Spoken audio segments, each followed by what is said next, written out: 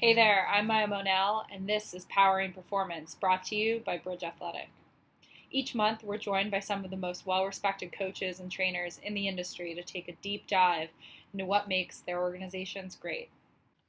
In our second Powering Performance episode, I caught up with Texas A&M's Assistant Athletic Director of Sports Performance, Tanna Burge. With 20 years of experience coaching collegiate and military athletes, Tanna is one of the top performance innovators in the industry. From uncovering her methods to monitoring athlete movement and recovery to thriving within a male-dominated profession, we'll dive into Tanna's unique methods and uncover the mental fortitude that continues to drive her success. Whether you're new to the industry or a lifelong vet, you won't want to miss a minute of this episode.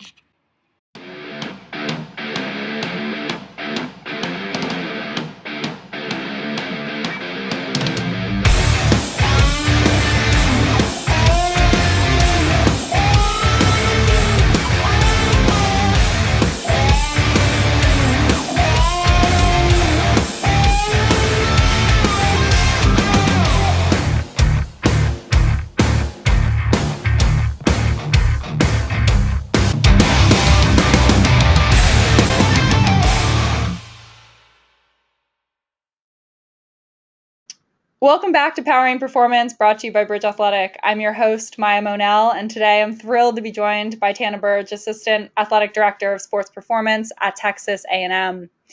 Dubbed one of the most innovative S&C coaches in collegiate athletics, Tanna oversees performance for the Aggie sports teams and is also one of my go-to minds in the realm of athlete management and software. Tanna, welcome to Powering Performance, and thank you so much for joining me today. Thank you for having me. It's a real honor. No, really excited to have you on, and I think we'll have a really interesting discussion here. So I typically like to kick things off and kind of allow you to give our audience and listeners, a bit more information about how you got started, learn a bit more about, kind of how you got into your role at A&M and what led you and your interest led to that space. So you want to kick it off there? Yeah, sure. So I started pretty young in the field of strength conditioning. I never even knew that this was an actual profession until I was a freshman in college. And I had just like a little elective class, and the guy who was teaching it was a grad assistant for the football team, and he asked me one day, he's like, "Have you ever thought about being a strength coach?" Like, man, I didn't even know anything like that existed. That sounds like exactly what I want to do. And I always say, like, that's the day that I became a strength coach, even though I had no idea what it meant. And so I started, while I was in college, I started as a sophomore in college and was a student assistant at Baylor University, and got to work with all of our athletic teams. Had a lot of great mentors there. And then kind of moved on into an internship at North Carolina, which led into a graduate assistantship at Clemson. That crew was awesome at the time that I was there. I got a lot of access to a lot of really elite level teams, and apparently I did something right. I was promoted to director of Olympic sports. I thank Coach Joey Batson for that. And I think that actually at the time I was early 20s, and I think I was a little bit overwhelmed with that. And ended up getting offered a job back at Baylor. And so it's kind of like my alma mater, my home, and just really felt like that was the place I needed to go be. And so all along the way, working with all these incredible coaches, incredible athletes, just continuing to learn and grow. I was, kind of like the typical strength coach early on. I thought I knew everything. Mm-hmm. I was a very, very confident young woman, but also worked really, really hard. And so I just kept moving and growing. And after I'd been back at Baylor for about 4.5 years, I had kind of burnt myself out a little bit, working with 7 teams plus football, plus going to every single sporting event, and just my whole world revolves around my job. And I decided I needed to take a step back. I needed to take a break, not even a break. I thought I was done with coaching at that point in time. And I stepped away from the field for about 2.5 years. Went overseas and did some mission work overseas, and really, after a couple of years, just really felt the tug to go back into coaching and with a different perspective, a different mentality. And I got to get back into it, and so now I call my 2012 on. I feel like I have an even greater appreciation of the entire field of strength conditioning and performance, because I think I have a greater appreciation for it, and I kind of went back and retaught myself everything that I thought I had known before, but I really had no idea. And so I've read more books in the last 6 or 7 years than I ever had previously. I've studied more articles, talked with more professionals, and I feel like my knowledge and understanding of the human body, of performance, of working with student athletes and working in a collaborative effort with all the different areas of performance, I think has grown tremendously in the last several years. And I think that's what, I got to work in West Point, and that kind of piqued my creativity, because you have to get creative with military athletes. And it was an incredible area to go into, coming out of being out of the field for a few years, because it gave me a chance to get really creative and see the whole athlete from a different perspective, because military athletes are a little bit different. There's some different needs. And so I had a renewed and refreshed sense of appreciation for the field of strength conditioning and performance. And, just as I was seeing all these different areas, I started reading more books than I'd ever read before, and seeking out more conversations with coaches, and just trying to get a deeper knowledge and understanding of, all the things that I really did think that I knew before. And I realized very quickly I had no idea. And all the work that I'd done the 11 years prior to that, I was like, man, what was I doing? Because all of this stuff, all this information that I was getting and fueling myself with, it was everything, it was all these doors kept opening. I was like, oh my gosh, I want to know about that. Oh my gosh, I want to know about that. Oh, that's so amazing. I never even thought about it like that before. And so the field it's like I came alive again. I mean, I loved it before. I loved everything before, but it was like the profession came alive to me again. And I was like a kid all over again. It's like, when you're a kid and you're just like, oh, that's so cool. I didn't know about it. Oh, that's so cool. You're learning all these new things. That's how I felt coming back into it. And then, going into Northwestern and working with a staff who is incredibly collaborative and just very forward thinking. And it sparks even more thoughts and understanding about, what could be and where we could take our profession, and working together with sports medicine and nutrition and psychology and academics and sports science, and seeing all these different things. I think my mind was a little bit more open to those things. And so when the position at Texas A&M came up, I was like, I mean, I'm from Texas, so of course it was interesting, and it's really cold in Chicago. But especially if you enjoy the Texas weather. Exactly. Give me 100 degrees any day over 20 and snowing. Oh gosh. But then even just, growing up in Texas, I know the culture of Texas A&M, and it's a very honorable and respectable culture. And so, I lined up very well with the hiring supervisor at the time. Our vision, she and I's vision, was just really in line, and we immediately clicked. And, I just thought man, this is a place where I really feel like all the things that I've learned, over the past 15 years of my career, I really feel like I can bring those into an area that already has a great culture, already has a great environment of training, already has excellence across the board, because the teams are very successful. But it's like we can do that and even more, and really just cultivate these relationships, across the athletic department, but also across the university. And so it's been really exciting since I've been here to see. It's been 3 years now that I've been here, and man, it's been exciting to see our profession grow, to see the way that our staff has grown, the way that our student athletes have responded to some of the ways that we've evolved in what we're doing as our profession evolves. So it's been a really exciting ride so far, and it's kind of like, I feel like we're just starting to scratch the surface of what we're capable of, because we have incredible support from our administration, from our university, from our coaches, from our student athletes. So it's an exciting time at Texas A&M. It sounds like it. If I were a college athlete again, it would definitely be top on my list. And I think it's always interesting because, we catch up quite a bit, and you all do really seem to have a very unique structure in place.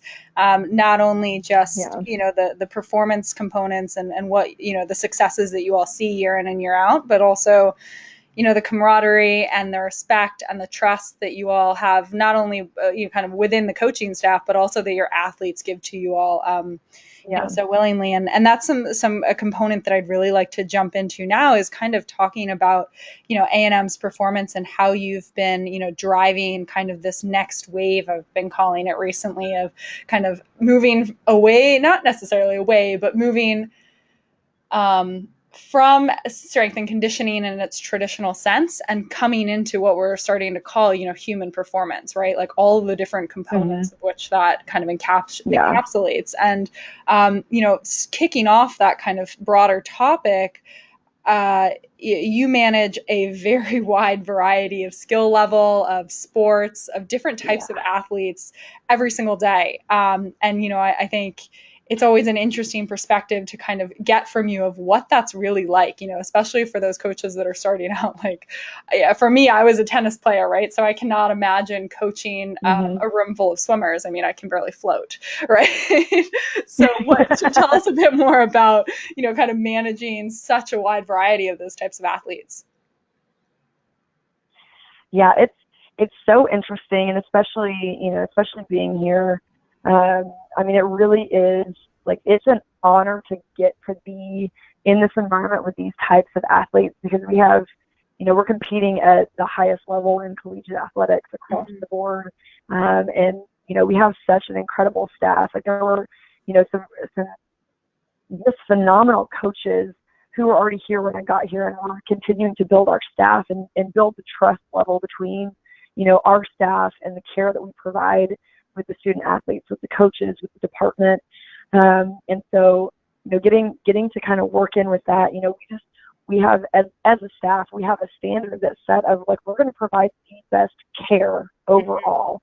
And so, looking at the, kind of touching on the strength and conditioning versus, I don't want to say versus, but, like the strength and conditioning versus the overall, the holistic performance. I mean, everybody calls it something different these days. But, we have such an incredible staff of highly qualified and incredibly intelligent and personable coaches here.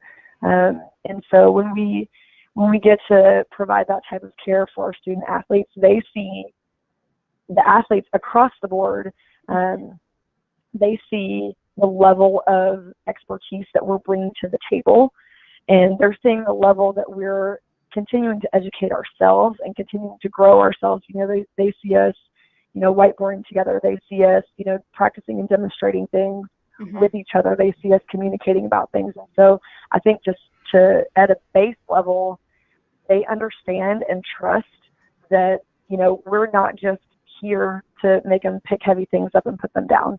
And we're here to really elevate their level of performance. And we go out to practices where, we have a pretty large staff, which is awesome. And so that affords us, for the most part with most teams, it affords us the ability to go out to practices and be involved and be present and be a part of these student athletes' lives. And so, just in, for the teams that I work with specifically, I work with swimming and diving, and, you mentioned, like, you can't float. Well, I've never been a swimmer. Like, that's my experience is, like, hey, I was I was tubing or wakeboarding on the lake, and hey, you got to swim and go get your board. I mean, Exactly. that's my extent of the, you know, the quote unquote sport. But you know, working with a few teams in previous universities that I've worked with has given me some experience. And again, reaching out to other coaches and just saying like, hey, this is, you know,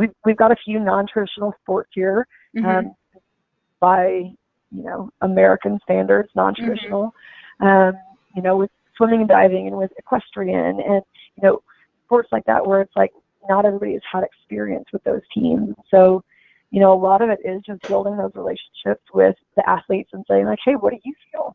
Right. Like, what are you feeling on a day-to-day basis? How do you feel right now? It's been really, really interesting.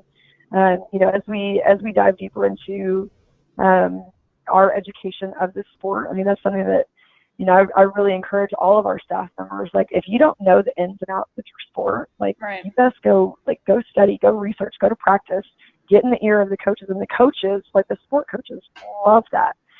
They would love for us to be at every single practice, every single day, and just saying, like, pointing stuff out to us. And that's where, you know, that's where we want to get, that we're so fully integrated into the sport that it's like, you know, we know and understand what needs to be done, so we can look at it from a fully holistic perspective, and the performance, not just lifting weights and running fast, but seeing from a performance perspective.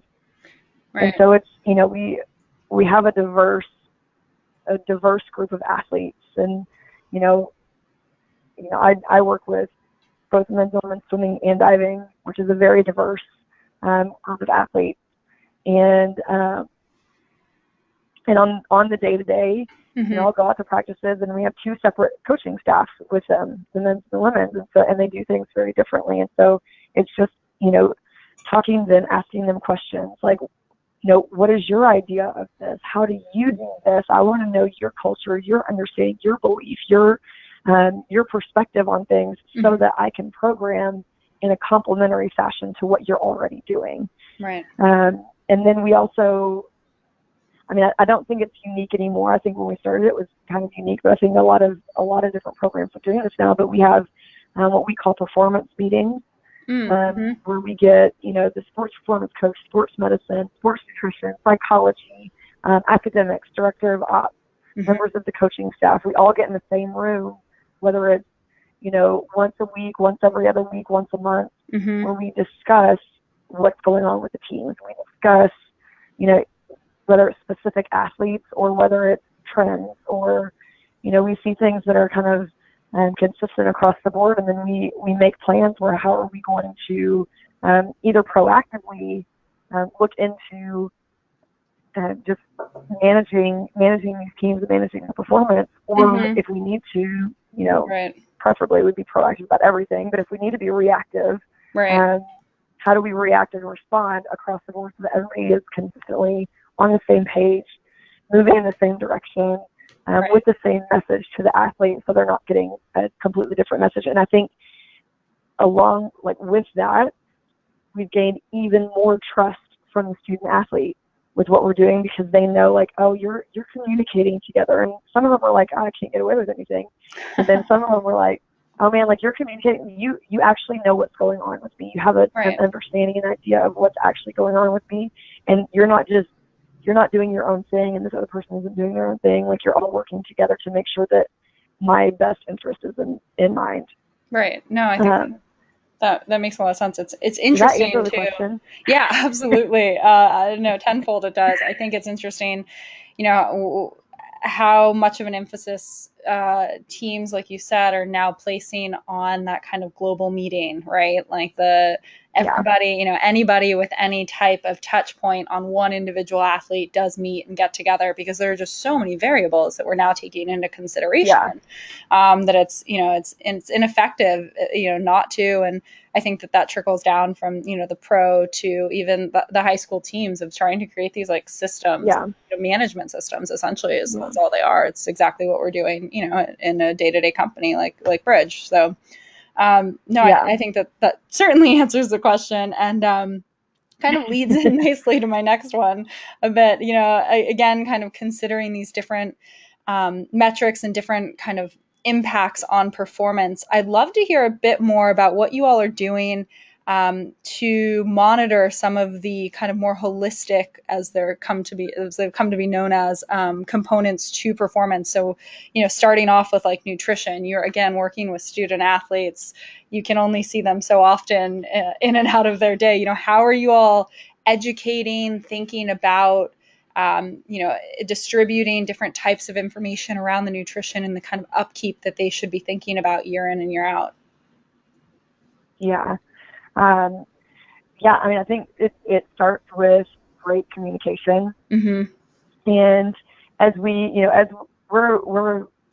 I think we pride ourselves as a performance staff that we want to be educational. We want our athletes to know and understand why they're doing certain things, why we're asking you to do A, B, C, D, E, F, all the way to Z, because we're asking a lot of them. Right. And so we want them to understand that there is a purpose behind it. And so, we're educational first. And so, in our facilities, we have TVs that are up, and, we have different little handouts that our nutrition staff will give, or our sports medicine staff will have up. And so that's an easy touch point, but we want to hit them in multiple different areas of communication styles. And so, and that's where I think those meetings come into play hugely, because, if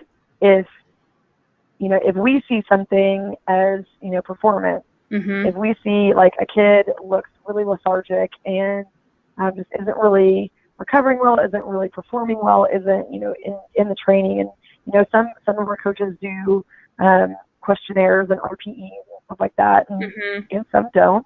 Mm-hmm. But, we're seeing those different things and using our coach's eye to see like, hey, you're just not here. Mm-hmm. Well, then we call the student athlete over, kind of separate them out and just say like, hey, is everything okay? Like, what's going on? Are you getting enough sleep? Are you eating well? Like, do you feel hydrated? How do you feel? So having that conversation, and then if they say like, yeah, I don't feel like I'm getting enough, well, have you spoken with the dietitian? Have you spoken with the athletic trainer? Mm-hmm. Have you had that conversation yet? And so creating just kind of that connection with the athlete first, mm-hmm. and then if they've not met with our dietitian, it's like, hey, can I send an email to both of you to connect the two of you? Which mm-hmm. now most of the time, like, our dietitians get in front of the student athletes from basically from day one. Our psychologists get in front of the student athletes from day one. We want them to see an actual person, so they understand that, like, hey, I can talk to a human being, and they can understand me. They can look me in the eye. And so then we can make that connection later and say like, hey, have you gone and talked to your team's dietitian about recovery methods to be fully fueled? And then most 90% of the time we're like, no, I didn't think about that. Like, I just thought I needed to, I thought I've just been working hard. And it's like, well, yes, you're working hard. We love that. Right. But you can also recover hard. You can also take care of yourself outside of your practices, and set yourselves up for success. Absolutely. And that's one of the things that we talk about a lot. It's like teaching the athletes how to set themselves up for success. And what does that actually mean? What does that tangibly look like? And so, but then communicating, if I say, for instance, I talk with, one of my swimmers, and they're not recovering well because they do a lot. Mm-hmm. Those kids work. And they're not recovering well. I'll say, hey, have you talked with the dietitian about some recovery, mm-hmm. some recovery fueling? No, not yet. Okay, well, make sure that you talk to her, within the next couple of days. And then immediately I go and I text our dietitian and say, hey, I just talked with so-and-so athlete. He or she is going to come and talk to you in the next couple of days. If they don't, like, make sure that you reach out to them. Mm-hmm. And so then it's like, it's covering all bases. And then, and then they're able to educate that student athlete on an individual counseling basis. Mm-hmm. So then we take that step back even more to cover more of the education. And, if we see certain trends with teams, like across our staff, and we talk about this a lot, if we see certain trends, like, if there's,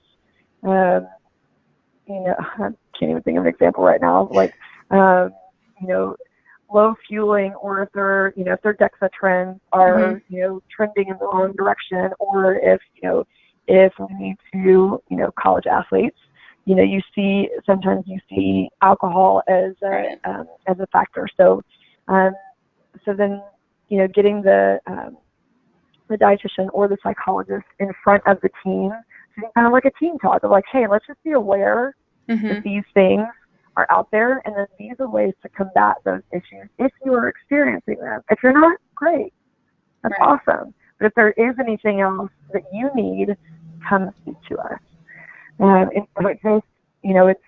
It's a present, like being present and being available, and then also that follow through of making sure that everybody is on the same page, everybody is in communication. So as far as staffing goes, but then also with the student athlete, with the coaches, because the coaches a lot of times can have a really positive influence on helping the athletes follow up. And we don't want to do everything for them, because that's enabling. But we also want to make sure that, like, hey, like, you have all of these resources. I mean, we have every resource in the world, and some people will probably get mad at me for saying that, because there's always something more that we can get. But like, we have so many resources, and we need to make sure that our athletes are aware that all of these resources are available to them to set them up for success. Right. Because we're going to win stuff. We're going to win championships. Right.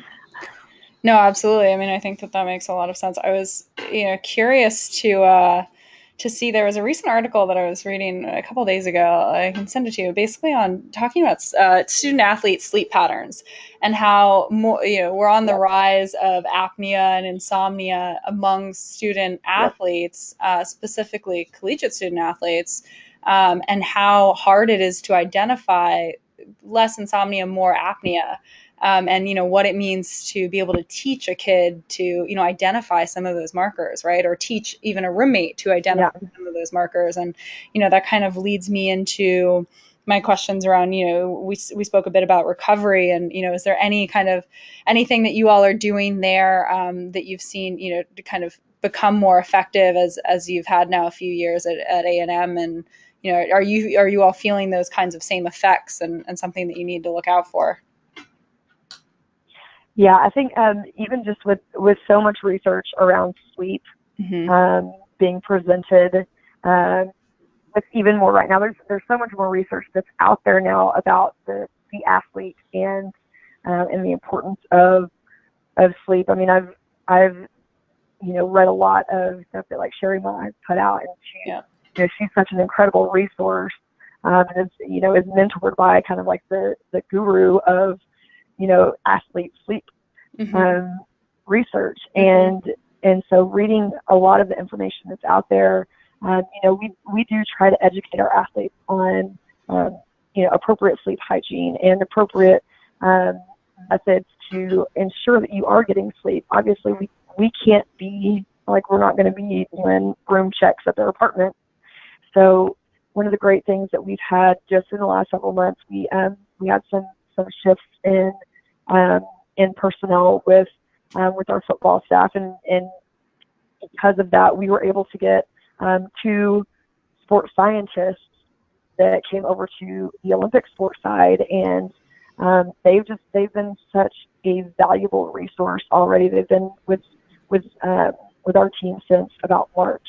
They've been such a valuable resource with getting some, obviously we want education to be the first tool, like do the basics and do them well. But they've also been able to, work in a couple of pieces of technology for measuring sleep. We've worked with a couple of different companies, and on a very small scale, because we don't want this to be like a department wide, everybody's getting all this information. But on a small scale, if we do have concerns about specific athletes, we do have those pieces, those tools that we can utilize to check and see, what's actually going on. We utilize questionnaires with several of our teams, and you always have the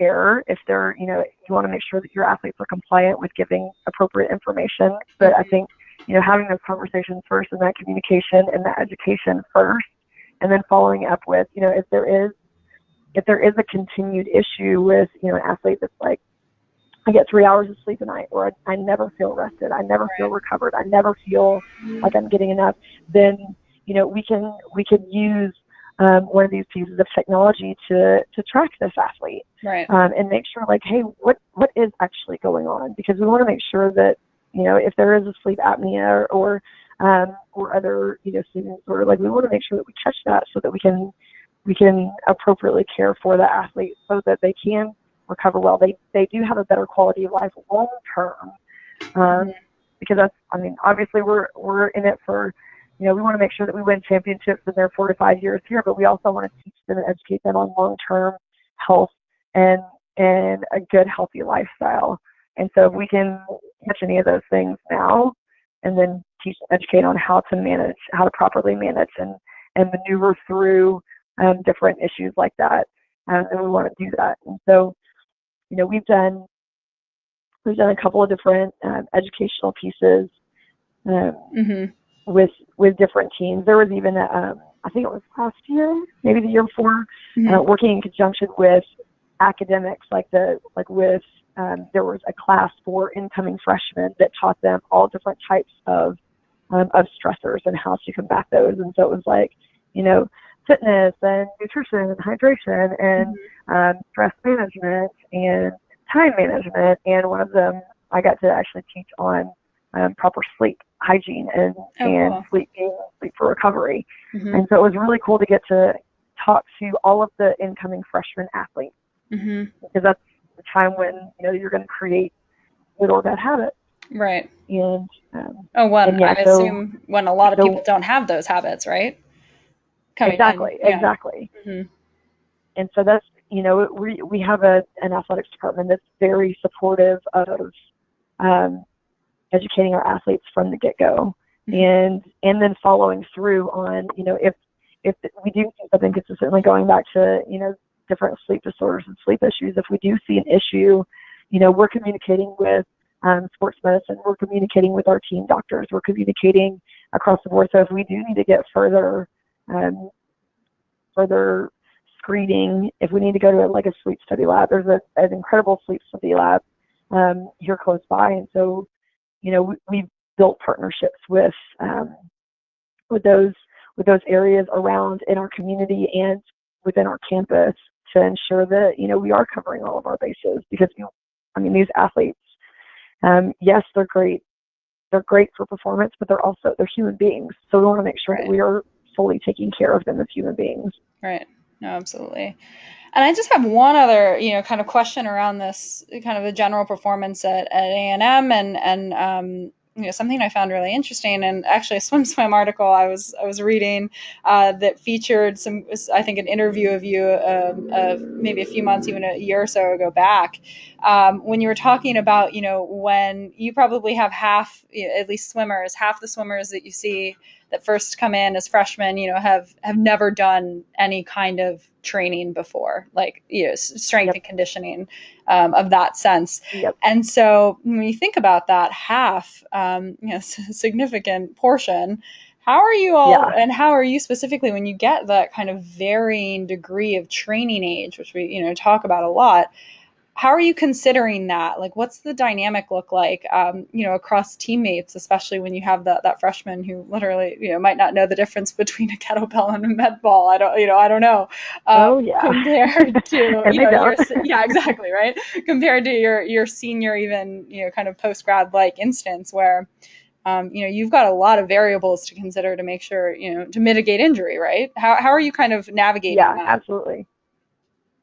So personally, all of our staff does that a little bit differently, but for me personally, especially with the sport like swimming and diving, we say this a lot in a general sense, we always get athletes at this level that they may be phenomenal athletes at their sport, but when it gets to strength conditioning, weightlifting, even just movement outside of their sport, they're so novice in just movement patterns and we always have to view them as a novice in the weight room until their training has progressed to, and their body's response to training has progressed to a way that they can take on more complex loads. And so, with swimming and diving, we always do kind of like a 2-week on-ramping when they come in. That's very basic, like circuit-based. It's creating good movement patterns. It's, like our freshmen, they're going body weight squats. They're going, they might get into like a goblet squat if they show that they've got good movement patterns. We'll typically early on do some sort of movement screen. I've used FMS a lot in the past, and then our athletic trainer and I work together to put together our own screen just based on information that we want to use. So we took internal, external rotation measurements for, shoulders and hips, and looking at what are some things that we're actually going to use and that will tell us what we need to know for these swimming and diving athletes. And so, that's something that, again, working in that collaboration is always really, really helpful to see, like, okay, what are you seeing? What did you see in, I ask them all the time, like, what did you see in their physical exam? What are you seeing? Like, what are they doing? What are they getting treatment for? And then that's going to tell me a lot with how they can move and how quickly I can adapt them. And so looking at bringing them in early on, everybody kind of does the same things, but at varying levels. So in those first 2 weeks, where our freshmen will do like, a body weight or a goblet, squat or something like that. Our upperclassmen may be doing some barbell work because they know it, they've got it. They've only been off for like 2 weeks, and they're set because our swimming diving teams train the entire year, and they train here the entire year. So we have a good degree of understanding. They're incredibly sharp with how they do things. So when the freshmen come in and they know nothing at all, I'll take a little bit extra time and utilize our interns that we have to kind of like stick with the upperclassmen a little bit, make sure that they're continuing to do things right, and then I'll go in and really just teach really good movement patterns with our freshmen, because so much of it is like in my mind, from my perspective, I want them to move really, really well and really efficiently. And then we'll continue, we'll start loading and progressing their load as quickly as they need. But as soon as they start moving poorly, then no, we're backing it off. And I don't care if you stay at this same training weight or at these same movement patterns for 2-3 months. You're going to be moving well, because I'm not going to put you in a position to get injured. I'm not going to put you in a position where you're progressing too quickly. We always want to make the adaptations that we need, and we always want to push more. And the overall goal is to just more, push harder. And I always tell my athletes this. I'm like, more isn't always better. It's just more. Right. So let's make sure that what we're doing is really good quality. Right. I would much rather have really, really solid quality of movement with a load on than like crappy movement quality with a high load, and then you start to get these wear and tear issues, because with swimming and diving specifically, they're already going to get wear and tear because they're a high volume sport.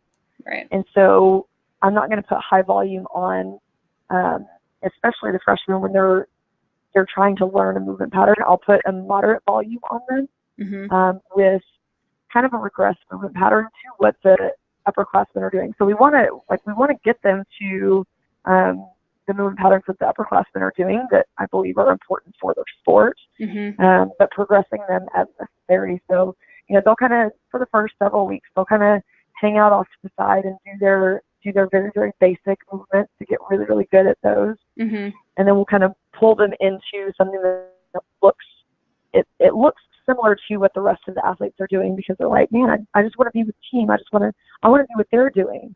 Right. And like young athletes always want to do what what the rest of the team is doing. And so I'll try to mimic as close to those movements as possible, but with regards to like their own quality of movement. Right. So where our upperclassmen are, I mean, we do cleans, we do snatches, we do, just about every Olympic lift that you can do. So I may put the freshmen on a kettlebell swing. So we're getting that hip extension, we're getting that full body movement action, but it's just not as complex a movement, and it doesn't require as much, coordination and stuff like that. And then we'll build up to that. So progressing, a kettlebell swing, and then we'll do like a clean pull. I never really let for my teams. I always say I want the freshmen to do versions of Olympic lifts for the entire first year. So we'll do clean pulls, we'll do a clean high pull, we'll do snatch pulls, stuff like that, pulls from boxes, in order to develop that force production through their entire bodies and getting them to understand the concept of full body extension. And then typically in the summer, between their freshman and sophomore years, I'll start to pull them into more complex movement patterns if they're ready for it. And if not, then they stay where they are. Right. And most of the time when I tell them why, when I speak to them about why I think they need to stay there, most of the time they're good with it.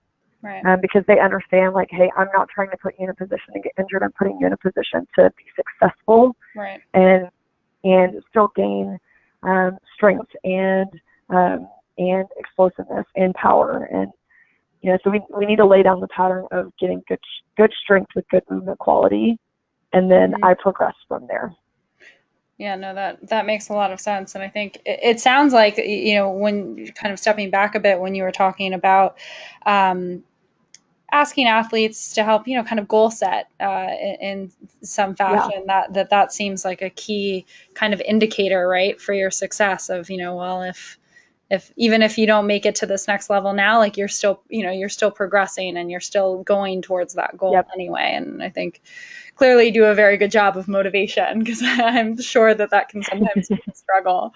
No, that's great. I wanted to turn a little bit, I like to ask all of our coaches that are on the podcast to kind of talk about, your true key markers for success. So in any kind of way, shape, or form of, working with the large variety of athletes that you do see every day, what are kind of the consistent markers that your staff and you all are kind of considering when you have those quarterly reviews, say, or when you all are around a table with all the different sport coaches? What are the key things that you all bring up?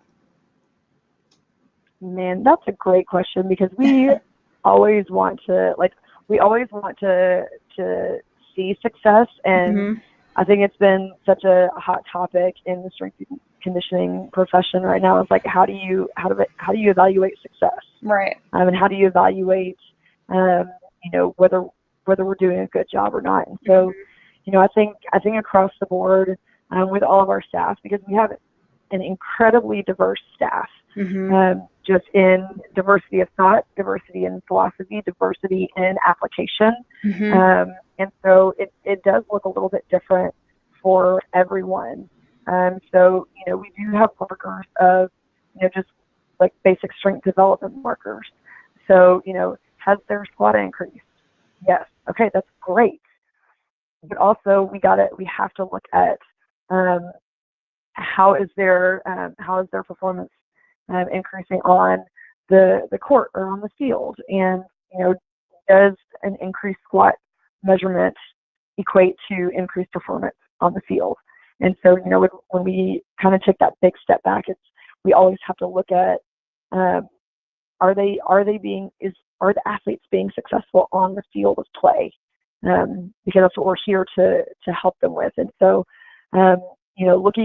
looking at different performance markers, obviously we want to make sure that we're minimizing, I will never say preventing, but are we minimizing their incidence of soft tissue injury?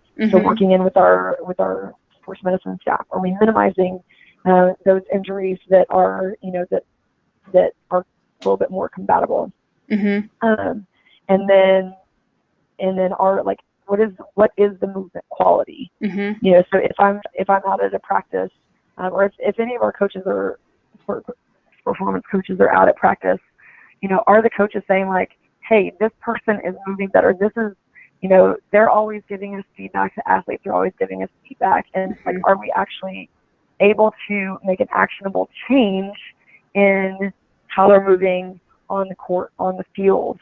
And so, I mean, even as I'm saying this, I'm like, man, that sounds so vague, because it is vague. And as we're getting into, as I referred to earlier, we've got a couple of sports scientists, right, who are working in with our staff and our sports now.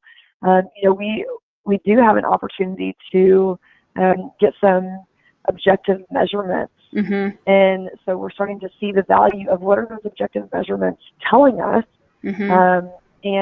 and how do we use those measurements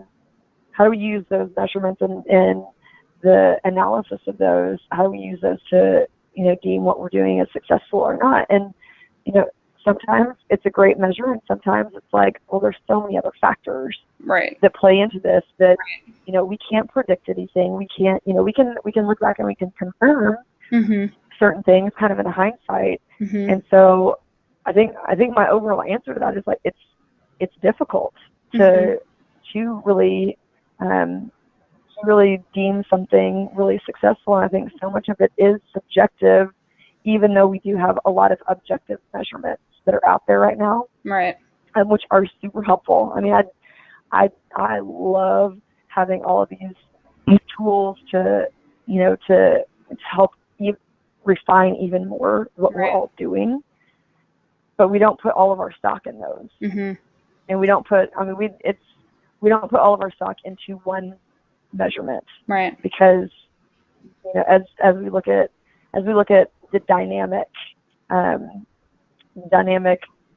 the scope of what all is going into sport and athletes and recovery and sleep, because so much of it is on the athletes themselves, right, what they're going to do. And so I think it just makes it that much more important that we're communicating really, really well, with everyone across the board.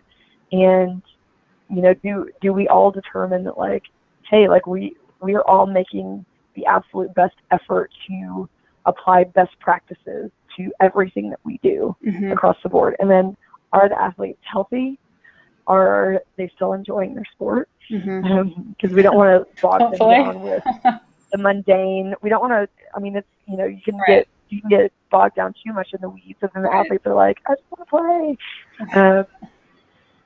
But I mean, I feel like that was like an incredibly long and vague answer. I don't think I think it is. I think so much of it, like, it is vague because there's so many different factors, and we can look into so many different things, and and we can get caught up in all of this different data that we're getting, and it's awesome. Like, I love having all of the data. I love it and I hate it at the same time, because it's like we've got great measurements of what our athletes are actually doing. Right. But then it's like I can have great measurements, and then I can look at that kid and be like, oh, she's struggling. Right. Like, and you can't tell if that's a family member passed away, or they broke up with their boyfriend or girlfriend, or like all these different factors that play into their overall performance. That we want success to be wins and losses, but I think there's so much more that goes into it. Absolutely. And I think that that's what, part of what makes you such a great leader and a great coach, and that you realize and you utilize all these different tools. You certainly more than stay updated on what the new trends are, but at the same time you realize that you are still dealing with humans, right? You're still dealing with collegiate athletes, and things are going to happen. And, in order to mitigate for those instances, you need to be pliable, right? Like, you need to understand that not everything is going to work 100% of the time. And so long as, they have trust in you, they have faith in what you're doing, and, they kind of believe in your message and the path that you're taking them on, then that's, kind of your best job done, right?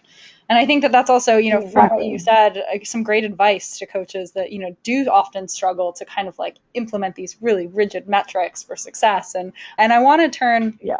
as we have a few more minutes here, you know, kind of talking about, as we often do, kind of the evolution of, you know, turning out a gender in sport, you know, if I can go so boldly as to say that.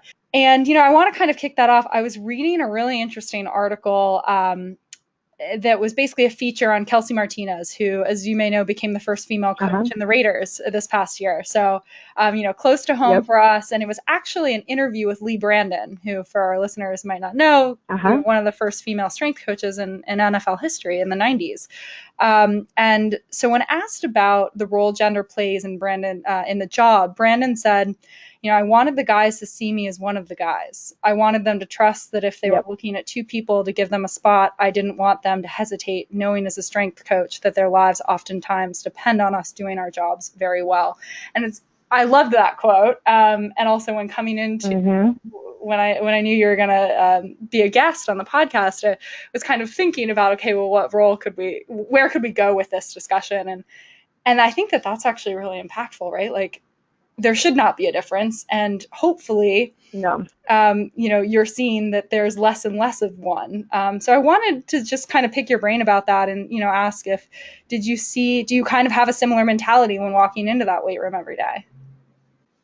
Yeah. I mean, like, that's one of the things I always I go back and forth with, because I'm asked often about, like, my role in my field and, you know, what I think about, you know, the future of our profession and, you know, like the role that gender plays in that. And, you know, I've talked with so many people, and I've always said, like, I have never felt, like there's been an issue, from my personal perspective. It's never really been an issue with me, because I was like, I'm just going to outwork everyone.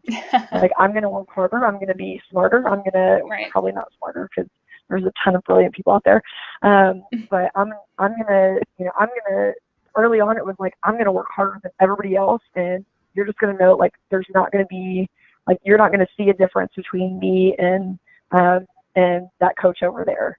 Like, there's just not going to be a difference, because, you know, I say this a lot, and it kind of doesn't, I don't know if it resonates with anybody else, but it's like, I didn't allow there to be a difference between me and the other coach. Right. It was like, I wouldn't accept that other people would see me differently, being a female in this profession. You know, so often there's been a lot of people that are like, oh, well, you know, like, there's just not a lot of you. And I'm like, a lot of me what?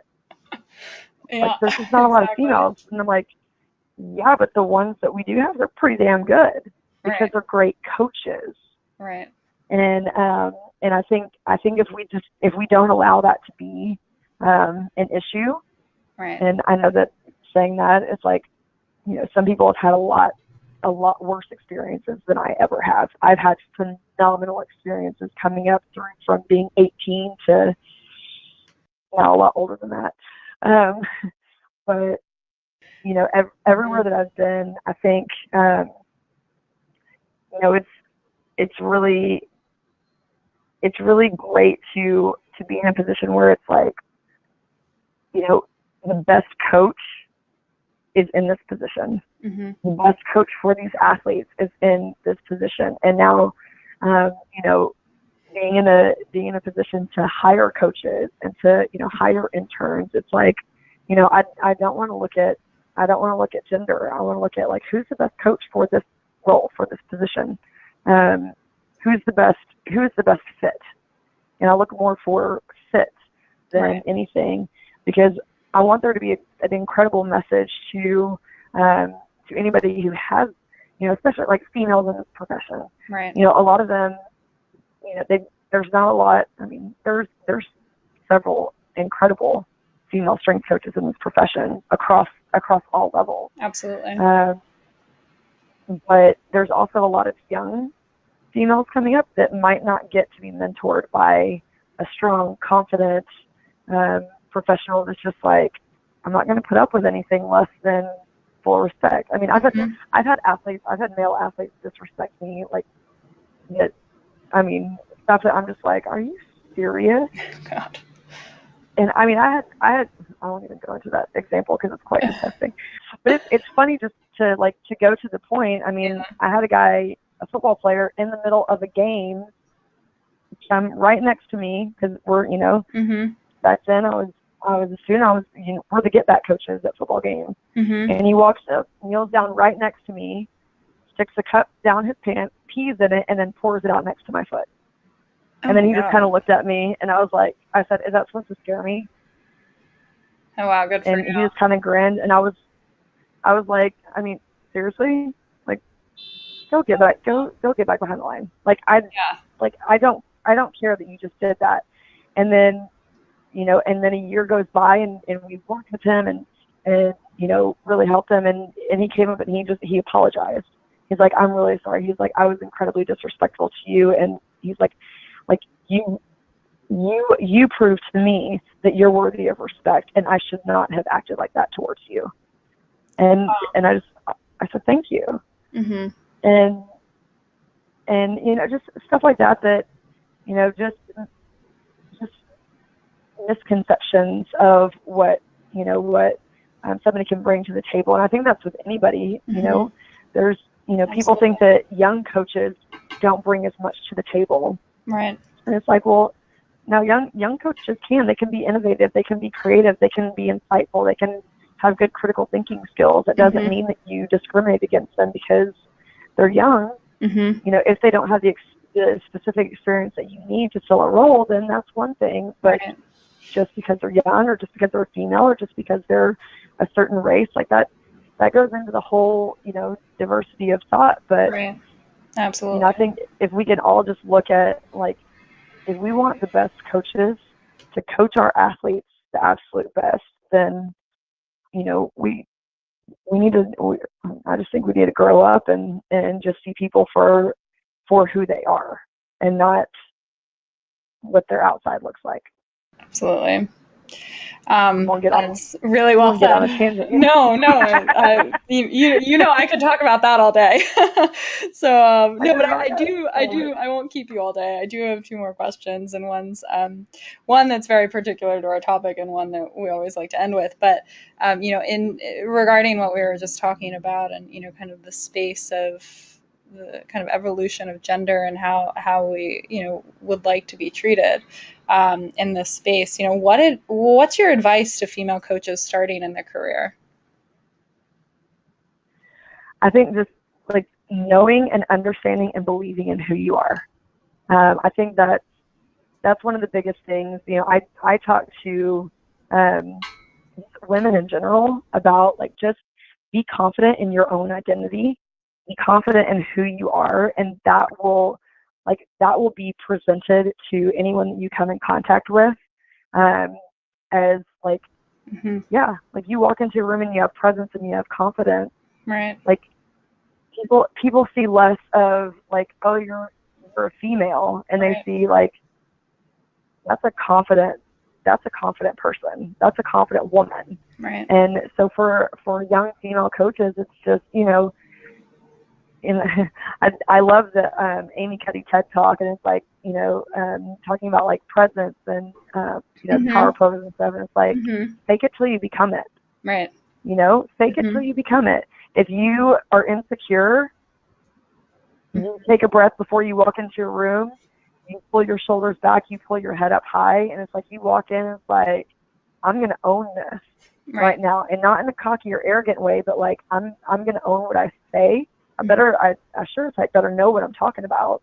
So doing the legwork beforehand, and being educated, and having a plan, and preparing well. Right. And then going and putting forth your plan, putting your plan into action. Right. With confidence. Right. Because people are going to see your confidence, and it exudes from you, and then they believe in it, because even if it's like, we joke all the time, it's like, I could walk outside, and if I am fully confident, I could be like, the sky is orange. I probably shouldn't say orange because we don't like the color orange. But the sky is yellow. And if I say it confidently enough, I can look up and be like, you know what, I can kind of see a yellow tint to it. And it's like, yeah, it's yellow. Like, how do you not see that? And like, if I say it with confidence, you know, somebody might challenge and be like, no, that's blue. But somebody else also might be like, yeah, I see a little bit of yellow tint to it. Yeah. Like, that's a great analogy. And it's like you encourage people into like because of your confidence. It's like, you know, when you're talking to your athletes, there's a lot of times where like, you know, you encourage them by your confidence into getting excited about something. And it's not, I don't see that as like manipulating them. I'm like, you're encouraging them to get excited about something that they're just not excited about. I mean, there's a lot of teams, a lot of athletes that just don't really like hard work because they're just not used to it. And you get them excited about it because you're so confident in what you're bringing to the table and how that's going to help them. And finding those ways, you know, going back to earlier, like finding those ways to motivate the athlete and what means something to them. And you confidently speak that, and then they're like, yeah, all right, yes. And you know, it doesn't always happen. But I think for you know, some of the young female coaches out there, it's just like, own what you bring to the table. Own your strengths. Own your unique ability to see and your unique perspective. Because I think there's something, you know, obviously all coaches are going to have a little bit different perspectives, but I think, you know, there is a difference between males and females.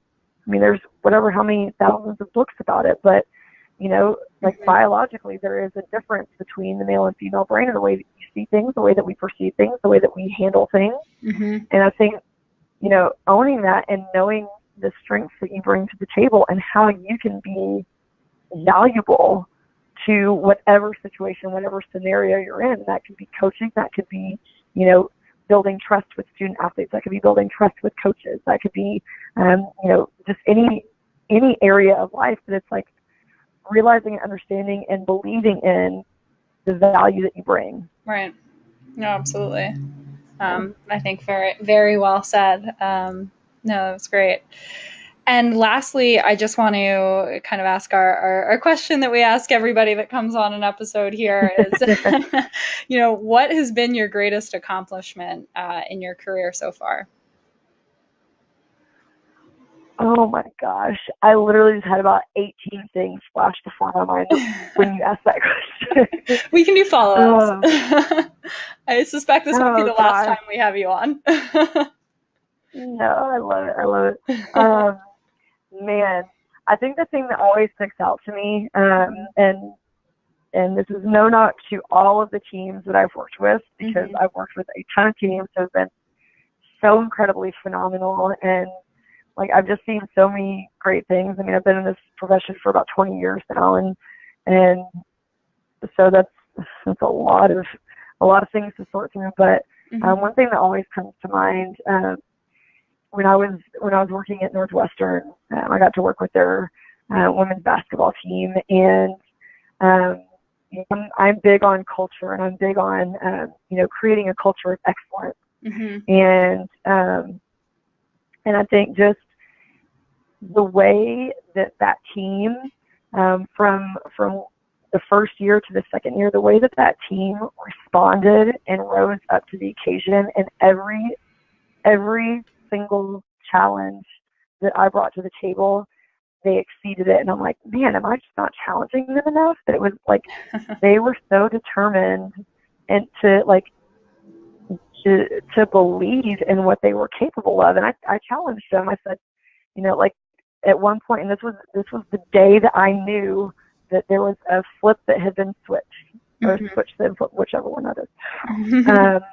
I said, we're in the middle of a session, and I said, I don't think that y'all believe that you can be successful.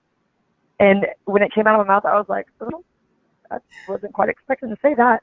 But in that moment, I said, I don't think you believe that you can be better than like an NIT team. And I turned around, I was about to get ready to do something, and I turned around and one of the girls goes, I disagree.